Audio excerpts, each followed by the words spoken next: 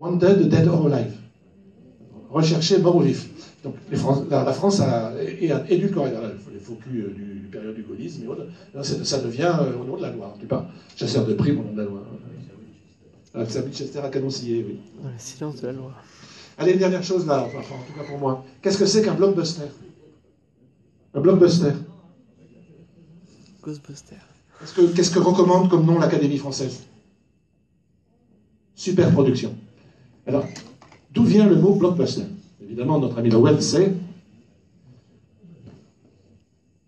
Lowell, plusieurs fois tu as parlé et je t'ai pas donné de chocolat. Ça fait rire.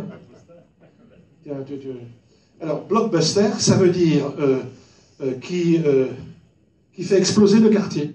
Block, c'est le pâté de maison, le quartier. Buster, qui fait exploser le quartier. C'était le nom qu'on donnait aux bombes de la fin de la Deuxième Guerre mondiale, qui pouvaient écrabouiller tout un quartier. D'ailleurs, du côté des Alliés. Les Allemands avec les V1, V2 faisaient un autre genre. Voilà. Et donc, dans les années 50, c'est un terme de théâtre, quand une pièce de théâtre marche très bien à Broadway ou ailleurs, une comédie musicale, et qu'elle explose tous les autres. Donc ça devient le blockbuster. Et puis au cinéma, ça va devenir des films à très très gros moyens, très grosse production, censés faire exploser le box-office. Alors super production, parce qu'il y a beaucoup d'acteurs, beaucoup de moyens, des gros studios, des campagnes de promotion où on a un budget conséquent aussi pour la promotion, etc. etc. Alors, le premier blockbuster enregistré dans les annales, c'est Les Dents de la Mer, en 1975. Et puis ensuite, 2 ans plus tard, il y aura Star Wars, 1977, et qui va changer la donne sur le plan économique. Puisque jusque dans les années 70, quand un film sortait aux États-Unis, ou en France, ailleurs aussi, il sortait en 3 temps.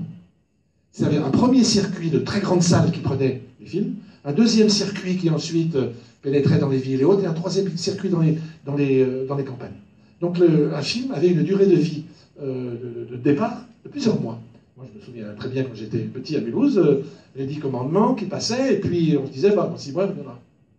Parce qu'on c'est un autre circuit de cinéma qui allait le reprendre. Et donc on avait une durée de vie. Et Star Wars va casser ça. Puisque avec Star Wars, on va mettre en place le prépaiement par les circuits de distribution du film.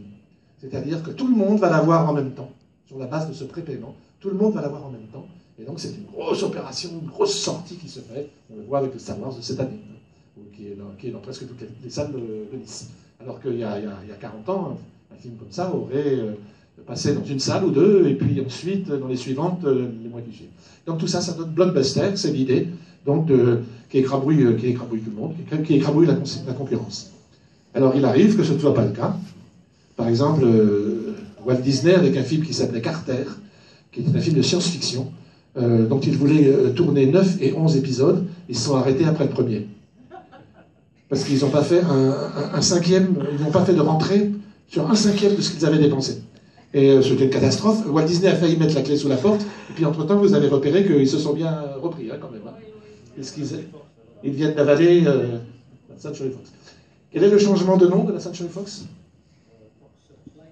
Non, ça c'est le département cinéma indépendant, continue d'exister. 21st Century Fox, voilà. Je me disais, ils y viennent, oui, voilà, maintenant ça va devenir la 21st Century Fox.